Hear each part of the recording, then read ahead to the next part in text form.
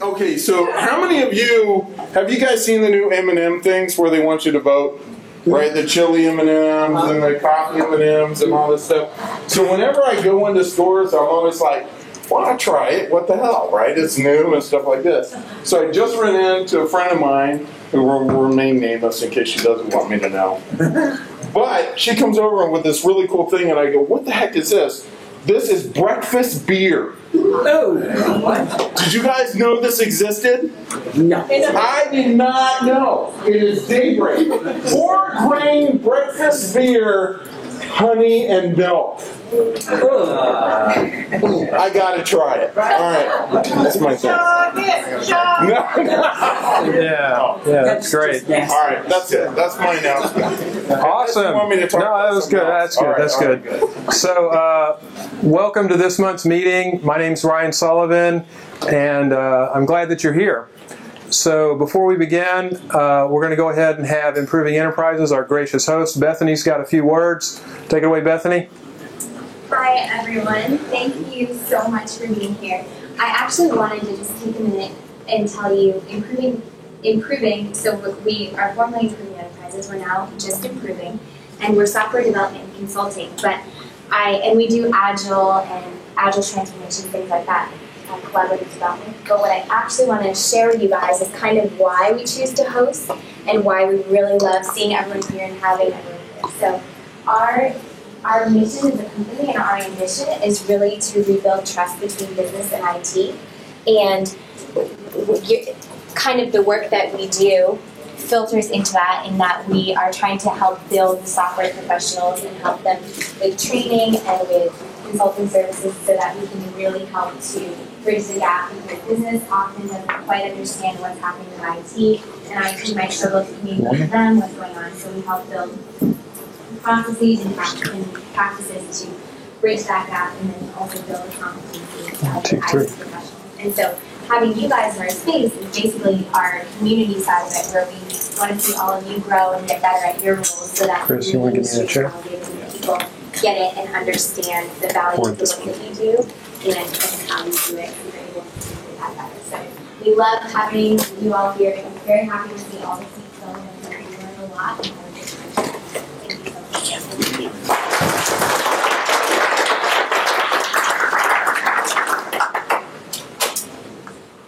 And Richard Brevig has some announcements also. Hi, I'm Richard Brevik with Expose UX. Expose UX is a TV show where a panel of user experience experts provide feedback to startups right there in the episode. Think back to when you first realized the importance of user experience. Was there a specific moment or an occurrence that caused you to realize its significance? Mine was when I published my startup on Hacker News, and in the first 12 hours had 3,000 people visit it and not be able to get past step 1. Slapped in my face that user experience was important. Didn't realize what user experience was until that moment when my product sucked. Think about your moment, and that's your UX story. We're going around, we've been to Project 202, we're coming to Improving, and we're also going to go to Precocity.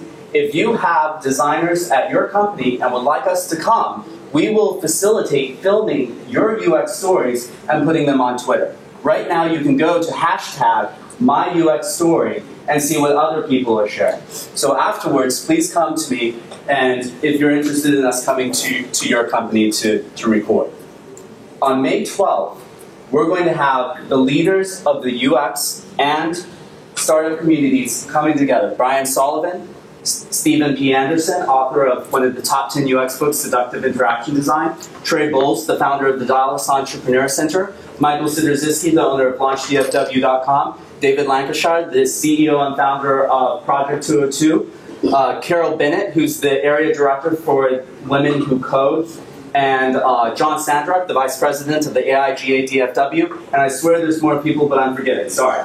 They're all going to be telling their UX stories at May 12th. After they tell their UX stories, we're going to launch a Kickstarter for Expose UX to put us on the road for a 25-city national tour. Rob's going to be DJing. We're going to have music. We're going to have free alcohol. It's going to be a fun time. So make sure you come out on May 12th. for our Kickstarter party and to hear their UX stories. And if you'd like us to come to your property or your company to help facilitate you getting your UX stories online, come and speak to me afterwards. Thank you. Great.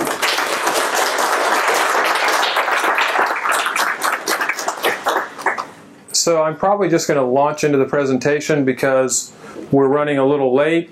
There is a chair right here and one right back there.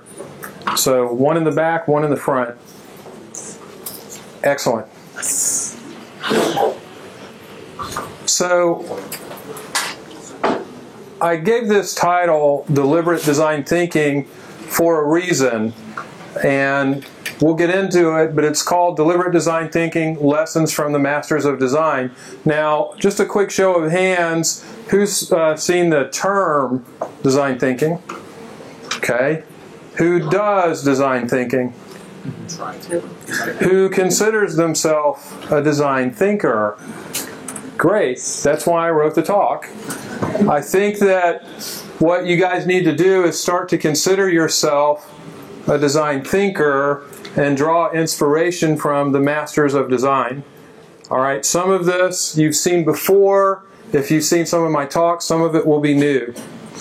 Now, in preparing for this, I read a lot of books, but I'm not going to share with you all the books that I've read. But there was one book that I was reading, and there was a quote that I really liked. And it said, "The proper study of mankind is the science of design." And that's really where I think design thinking comes into play. But you know what? I thought about that, and I immediately thought of Thomas Edison, probably our greatest design thinker and probably original design thinker. I'll take you back a few years to Edison's first invention. This is an electronic vote recorder. It was actually at its time on fire. Everyone wanted a piece of the action. The New York State Legislature wanted to kind of do a prototype of this, and if it went well, the United States Congress wanted to go ahead and use it. Now, Edison was known to say to a friend of his, "My fortune is made." So it's really a pretty simple solution here. Each legislator would move a switch either to the yes or no position. Based upon that, the recorder would send an electronic charge to a rudimentary printer, and it would show the results literally right away. It was fast, it was accurate, and it was instantly rejected. Here's the deal. Legislators do a lot more than vote. They negotiate, they see lobbyists, they persuade others, they change their mind, they take kickbacks, they filibuster, you name it. They do a lot more than voting. And one of the things they don't want to do is vote fast. This is what Edison learned, a very valuable lesson right away. I don't want to create something that people will not buy. All right, very tough lesson. Now, he would go on to create stuff that, boy, people would not buy. He struggled with this. Or another way to say it is Edison didn't learn the very foundational thing of the proper study of mankind is the science of design. And when we think about design thinking, one of the first things you do is study people. So I use the term deliberate design thinking, and I'll get into that now. I think most everyone knows me in the room. For those who don't, I'll go ahead and just go through this really quickly. My name is Brian Sullivan. I'm a research and testing expert. I run the operations team at Sabre. There's 10 people. We have 3 labs. Founder, president of this group. I write a lot. Just recently wrote the Design Studio Method book back in January. I speak a lot. I'm a keynote author on SlideShare. This particular presentation is on SlideShare at this point. This is only the second time I've delivered this presentation. I'm also the founder of the Big Design Conference. Conferences now. We actually have one in Ecuador, and we also have one in the United States. So let's go back to deliberate design thinking. I don't know if you guys have seen this, but this is known as the Design Value Index. All right, so for a 10-year period, this is the way the S&P 500 performed. But if you calculate the companies that do really good design, they have a 228% return above the S&P 500. So what you might say is they do design thinking really well. What I would say is they actually employ very good design thinkers. Okay? And I'm going to challenge each one of you to become a better design thinker. When we think about design thinking, though, typically it's the left side, the right side of the brain. We tend to think of it more process-oriented. Generate a lot of ideas, evaluate them, try to come to a single vision. This is our process. We can put rules around our process. We can even have tools around our process. And like I said before, most of the time when you see a presentation like this, people will focus on the how and not the who. Not this time. We're going to focus on the who and not the how, because I want to challenge each of you to become a better design thinker. I don't want to teach you about a process. Okay? Because what I believe is the proper study of design thinking is the history of design thinkers. So let's get into that a little bit. Here are the folks that I'm going to talk about tonight. Leonardo da Vinci, Agatha Christie, Thomas Edison, Hedy Lamarr, Pablo Picasso, and Sherry Turkle. All right, each one of them are wonderful design thinkers in their own right. They are all from different fields. You do not have to be a designer to be a design thinker. When I look at the deliberateness of these people, I see three things that they have in common. They do deliberate research, they do deliberate practice, and they have a deliberate network. I'll talk about all three of these tonight. When I do, I'll talk about two of the design thinkers. Let's get into deliberate research first. I'm going to define deliberate research in the following way. It occurs when a person takes a deep dive. They might explore a subject for many months or years. All of the masters of design, Picasso, Da Vinci, they did this. They picked a topic and they studied it for years. What I want to focus in on tonight, though, is Sherry Turkle and Thomas Edison. Who in the audience has heard of Sherry Turkle? Excellent. 2, 3 people. Great. Sherry Turkle is awesome. She's an MIT professor. She's a TED speaker and author. If you've never read her books, I can't wait for you to read her books because they are wonderful. She has guest appearances on Nightline, Dateline, The Colbert Report, Today Show. She's always in the news because this particular person knows her stuff. She studies the impact of technology on the human psyche, on your very identity. She had a TED Talk. If you don't do anything after tonight, go listen to her TED Talk because it will blow you away. I'm going to give you the quick hits of her TED Talk. The impact of technology on yourself, your identity. She said, we even text at funerals. But she didn't stop there. She would also say, I share, therefore I am. She would also say, when it comes to cyberbullying, that you are who you pretend to be online. If you are a cyberbully, you are a bully. The online self and the offline self has merged. People really can't tell the difference anymore. She took the deep dive into deliberate research. Here's how she did it. She started in the 1980s studying the impact of these wonderful, wonderful digital toys.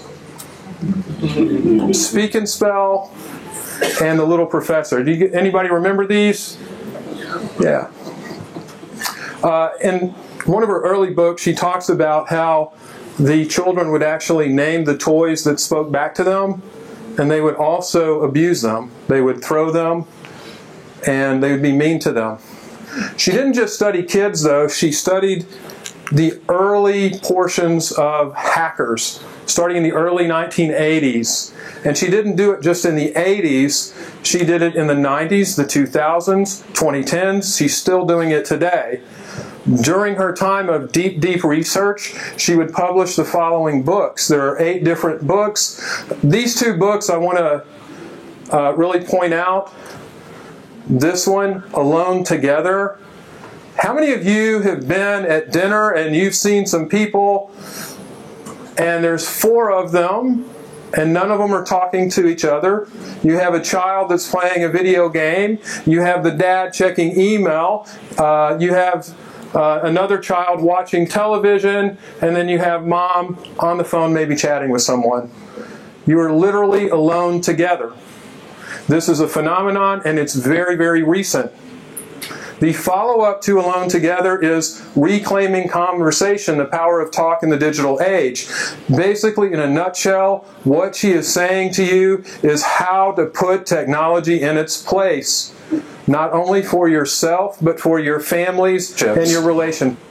This is a powerful, powerful person that has done deep, deep research, and she shares it.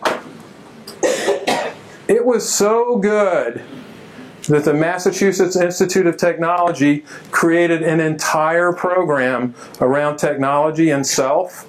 Sherry's getting a little bit older now, and she's now creating the next generation of leaders to carry on her deliberate research. Ladies and gentlemen, that is a design thinker.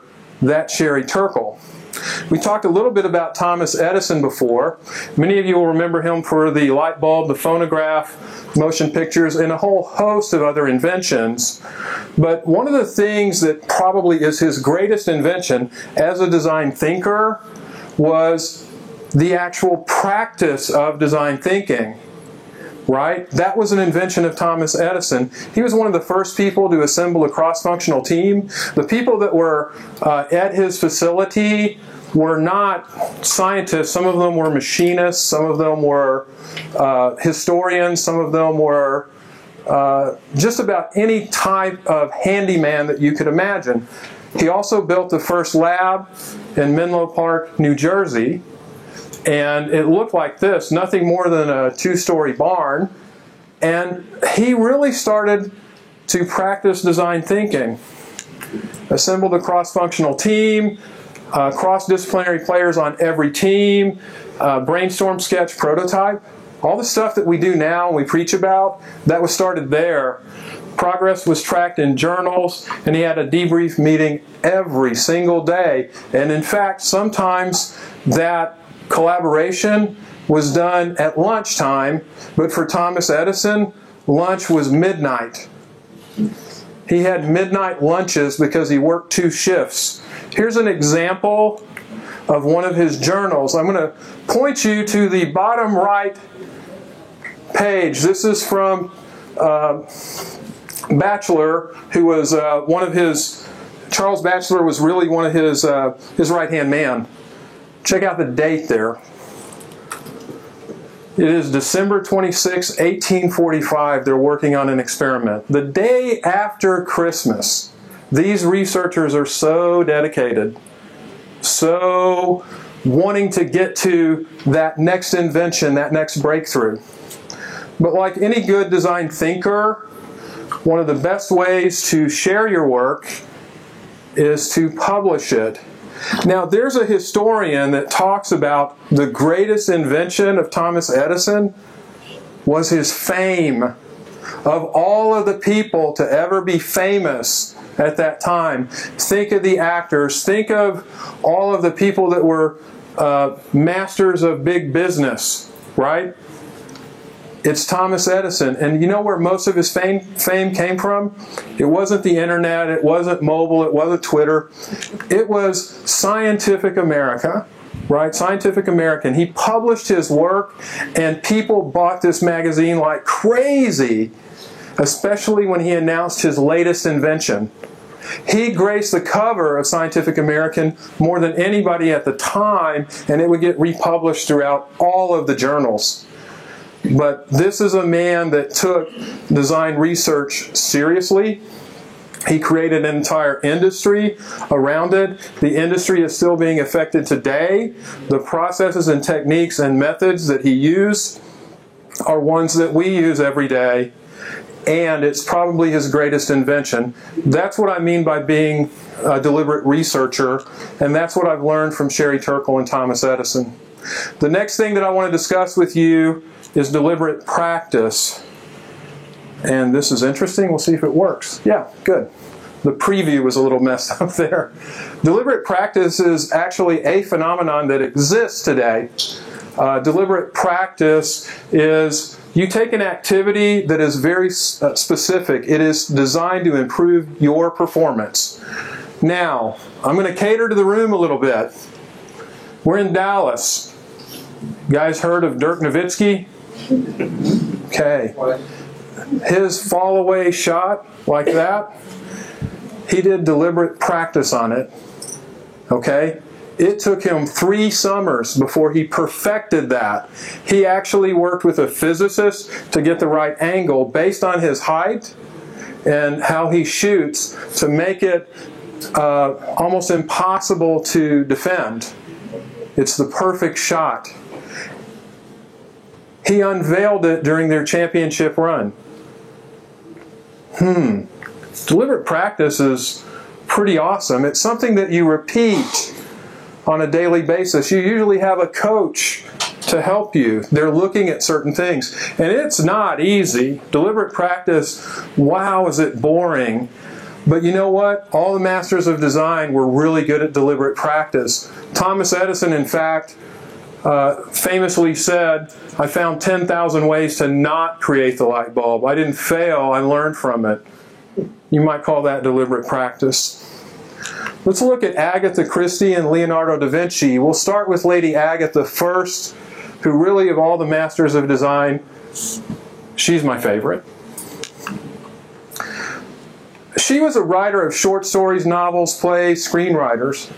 Famous characters, Hercule Poirot, Miss Marple, Tommy and Tuppence, several other characters. She was one of the first authors to ever create a shared universe. Right? We talk about the Marvel and DC shared universe. This is a person that actually had that. Now, of her great characters, Miss Marple and Hercule Poirot, she said one was good for novels, one was good for short stories. Let me stop right there. One was good for novels, one was good for short stories. Writing a short story is hard, and it is completely different than writing a novel. She was excellent at both. Here's a couple other factoids about Agatha Christie, who was really good at deliberate practice. She has the best-selling mystery of all time, and then there were none, right? So best-selling novel of all time, this one. She didn't stop there. She has the best-selling, or the longest-running play of all time, The Mousetrap. In fact, since it started, it has always had a showing every night. It has over 30,000 showings. So, when you're playing Trivial Pursuit with your friends and somebody says, what is the longest running play of all time? It's not Cats. Not at all. In fact, it has about half as much as The Mousetrap. But you know what? She didn't stop there. Deliberate practice. She has the best crime novel ever written, according to Mystery Writers of America. It's called The Murder of Roger Ackroyd. Guys, I want you to buy this book, even though I'm going to tell you everything about this book right now. Okay, this is an awesome book. It is a Hercule Poirot novel. Hercule Poirot was a Belgian detective, very much in the same vein as Sherlock Holmes, right? And he really just used his brain to solve mysteries. Now, she had a couple of things that she did with Hercule Poirot. One of them is called comeuppance. You guys familiar with that term? Okay, a couple of people nod their heads. I love comeuppance in these plays and in these stories. Comeuppance is something that's very popular now. At the time that this was written, detective fiction was less than 50 years old. Okay? So it's really kind of in its teenage years. She comes up with this technique called comeuppance. So the detective gathers all the people in the room, and then you've been reading this thing or watching this story, and you know that, Mrs. Haversham is a total witch, and boy does she deserve it. But then Mr. Davis over here is a total jerk for whatever reasons, and they might have murdered someone. So the detective gets all of these bad people, and you just can't wait for him to tear into them, and he does it one at a time. Then he says, "Oh my God, you're the worst one. You're the one that did it, and I know all the and they break it down." We see this in detective fiction all the time. This was something that Lady Agatha created. It was one of her contributions. Now, let me ruin this story now. Hercule Poirot, normally the narrator of it is a good friend of his, but that friend is no longer there. He's actually away on a trip. And instead, Hercule Poirot is in the country and he's retired now, right? So the narrator of the story is a doctor. It really starts to take on kind of the tempo and feel of a Sherlock Holmes novel. Dr. Watson is the narrator, attending to him and talking to him about who all of these really bad people are. Well, Roger Ackroyd is murdered, and there's a lot of really bad people in it. But here's the deal. They're all bad people. Lady Agatha does the following things that are unique, and it was because of deliberate practice that it made it so special. She has a comeuppance scene, and you just can't wait for it because these people are awful. The doctor is there, Hercule Poirot is there, all of these awful people are there, and Poirot embarrasses each one of the potential suspects, and as he does it, he dismisses all of them. And you're left with about 30 pages going, who in the hell killed Roger Ackroyd? Because they've all been dismissed. And Hercule Poirot says to the doctor, I know you did it. And so what you have is a twist, right? It's a twist that's so beautiful because your narrator is no longer one that you can believe. You can't trust him. And so for all of the story, you don't really know what you can trust. So what Agatha Christie does is she has another comeuppance scene, a private one, where she breaks down all of the different motivations why this particular doctor wanted to murder Roger Ackroyd. But you know what? Man, she didn't stop there. She gets to the last chapter, 5 pages. And what Poirot says is, look, my friend, I'm going to tell Scotland Yard, I'm going to turn you in the morning. And I need you to write your confession. And I'll see if I can't get leniency for you, my friend. The narrator starts to write his confession letter. He has motivation for actually trying to do this and embarrass Hercule Poirot. And you find out in the confession letter. But you know what? Lady Agatha is still not done with you. You get down to the last sentence in the novel. And the twist in the novel is the confession letter of the narrator is also his suicide note. So, I've ruined the novel for you. You guys go ahead and read it. It's fantastic. But it is the best crime novel ever written for a reason, and there are a lot of reasons to love this novel. The Bible, Shakespeare, then Agatha Christie. Here's your other trivia note. J.K. Rowling is not the most famous writer in England ever. It is Agatha Christie by far. And I'm pretty sure the Bible and Shakespeare had a little head start on her. Check this out. We're talking about deliberate practice. Look at what she did in 1923. She wrote 26 short stories almost one a week in 1923. Dad, gum. What'd she do the other half of the year?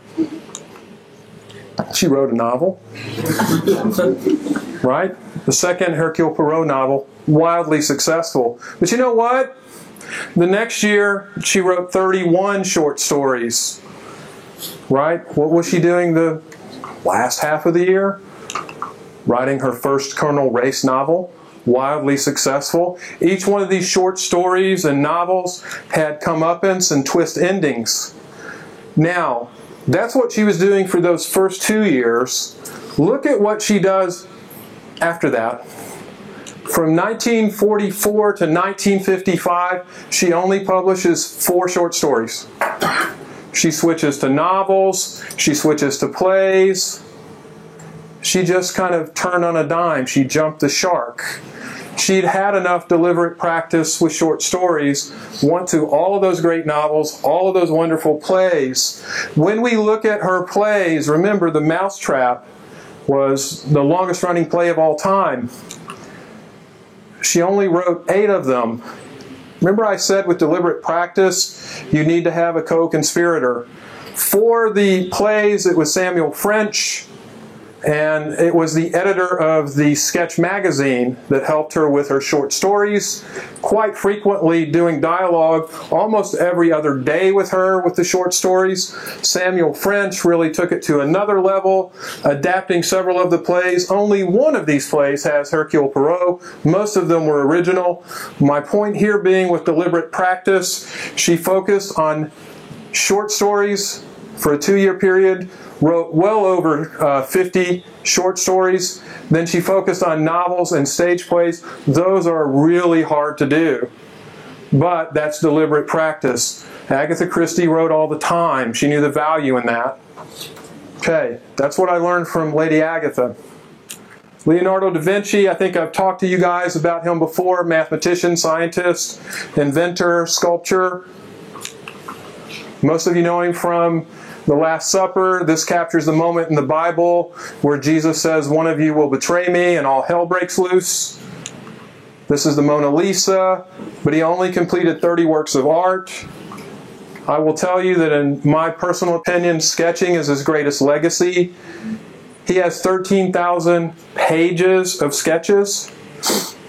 And I think I've showed this before, but if you were to read 13,000 pages, it's like reading the entire Harry Potter series, The Chronicles of Narnia, Lord of the Rings, Hunger Games, Game of Thrones, 9/11 Report, and the Bible.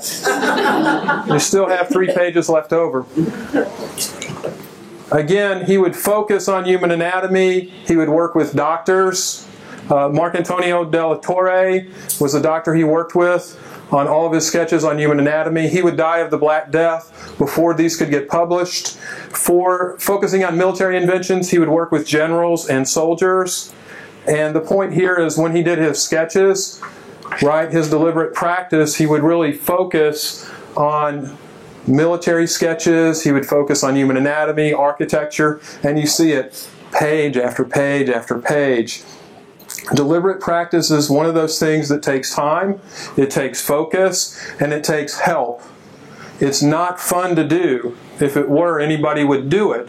If you want to be a design thinker, figure out that area of research that you want to focus in on. That's deliberate research.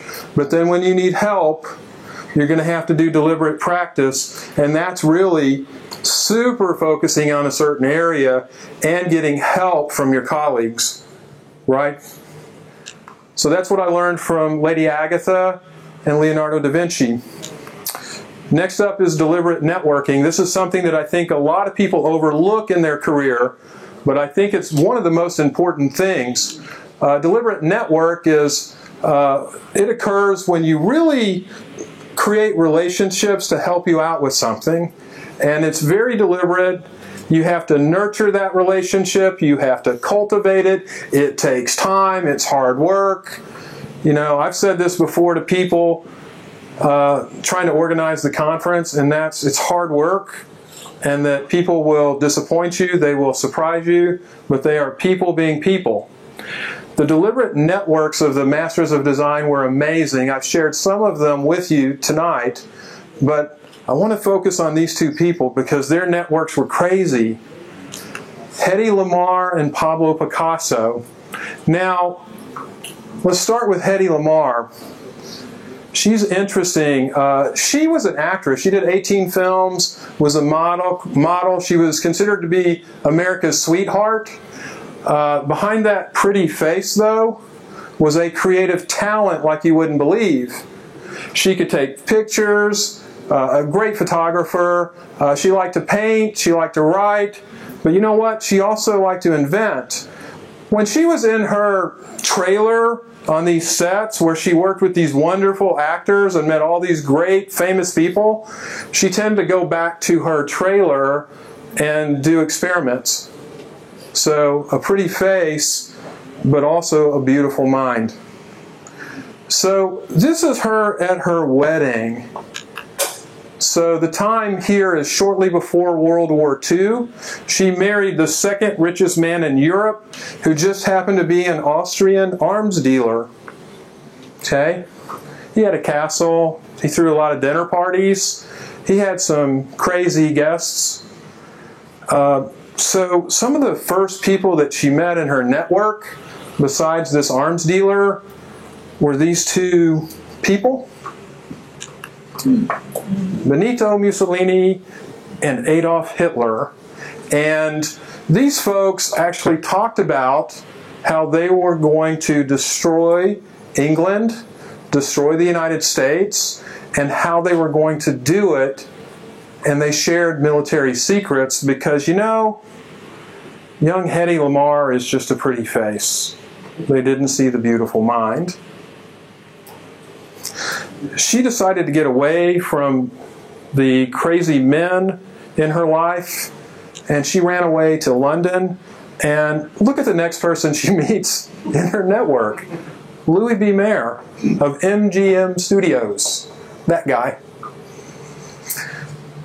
He would say, honey, let's make you a star. They would do 18 films. She would get her star on the Walk of Fame.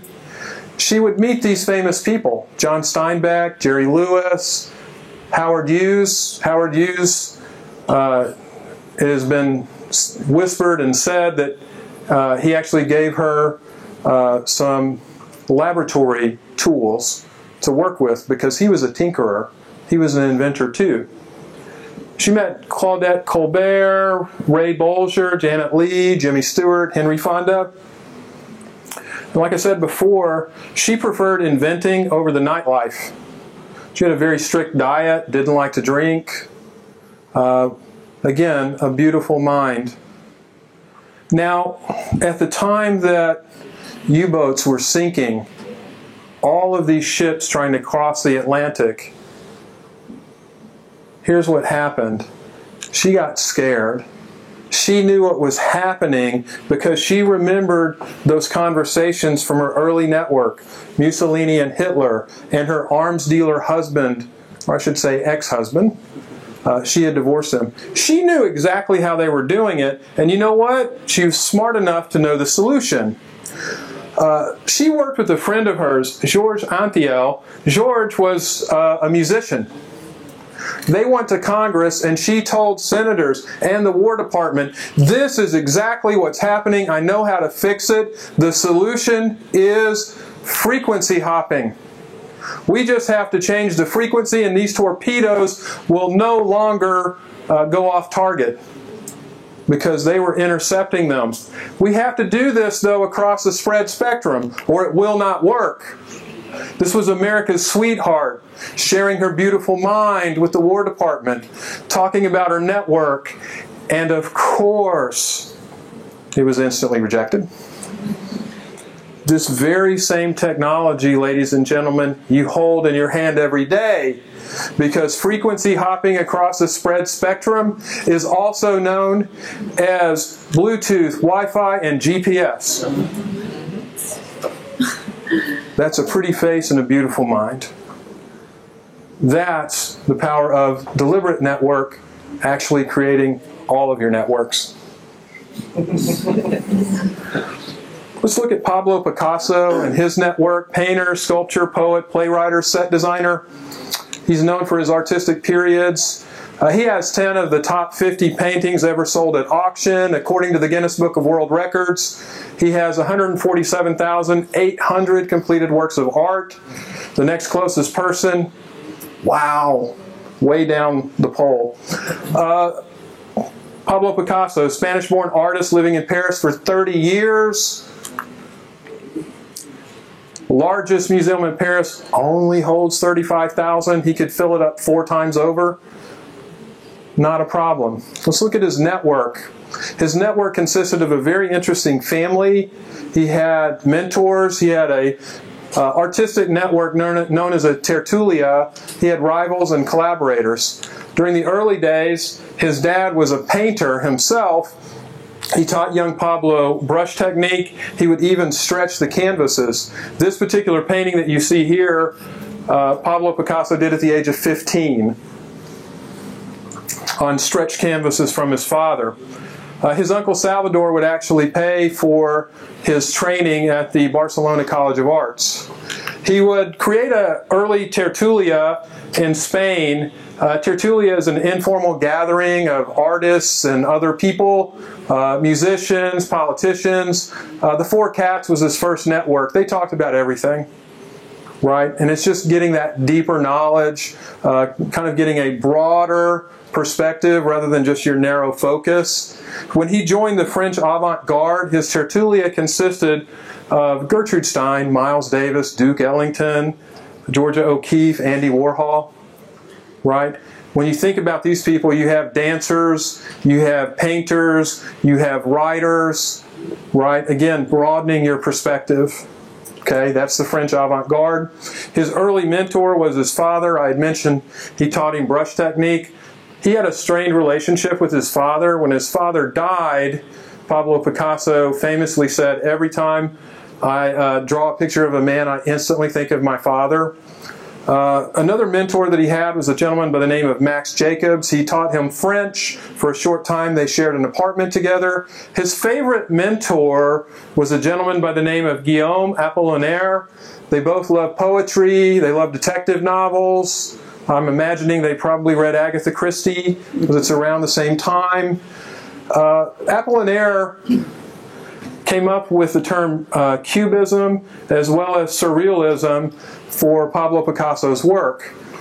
His network inspired him. He had writers, dancers, journalists, poets, biographers, but he had an epic rivalry with Matisse, the other famous painter of the age. Picasso famously said, "No one's ever looked more at Matisse paintings than me, and nobody has ever looked at Picasso's more than Matisse." Their friends were pretty childish about this rivalry. They would actually get together and say, "Who is the most famous artist in the world? Who is number 1 and who is number 2? Who cares?" They're both really awesome in their own right. But it turns out that Gertrude Stein loved Picasso. Leo, her brother, big fan of Matisse. At one point, it was said that there were more paintings of Picasso in their apartment than anywhere else in all of Paris, and indeed the world. They were childish at times. At one point, they did an exchange of pictures, and there's this famous picture of Marguerite, which is the daughter of Matisse. And Max Jacobs and Guillaume Apollinaire were known to throw felt darts at this in Picasso's studio while cussing out Matisse. This is Matisse's Joy of Life. It's an outdoor painting. It's relatively small. You see vivid colors. The perspective is really far away. And I'll tell you, Picasso hated this painting. He loathed it. It was everything that was wrong with art. It was everything that was wrong with Matisse. And when he thinks of his own network, this is the guy to take down. This is the guy that's calling him out. So he creates this large painting, The Young Ladies of Avignon. This is an early Cubist painting. The outdoor scene is now turned into a brothel. right, with very suggestive poses, and the young ladies of Avignon are all wearing masks because a mask both reveals and conceals. It was a competitive rivalry, and according to this one historian, on June 16th, 1931, it was the largest Matisse retrospective of all time, and it was an epic failure. Matisse was embarrassed. He takes his daughter Marguerite and he leaves. Picasso stayed. He loved it. He would actually go to that owner of the museum and say, you know, it's been over 20 years since I've had a retrospective. I want to have it in this museum exactly 1 year from now. And they did. So, of course, he creates 225 paintings, 7 statues, 6 illustrated books, produced a ton of work. It was wildly successful. People lined up to see this retrospective. They bought more Picassos than they did Matisse's by far. Matisse was embarrassed, not only the first time, but 1 year later. An epic rivalry. But Picasso really did respect Matisse. At one lunch meeting with the French avant-garde, Matisse excuses himself to go to the restroom. And Picasso, ironically, says he must be resting on the crown of his laurels.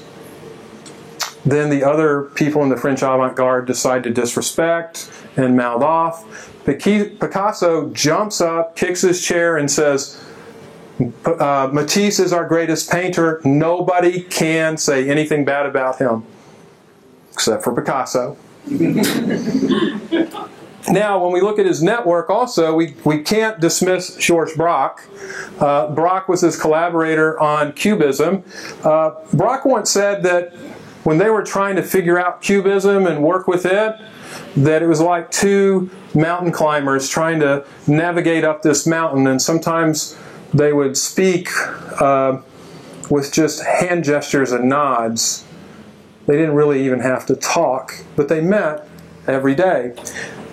It took on 2 different forms. Analytic Cubism, this is a guitar, and it's geometric shapes placed on a canvas to represent an object or a person.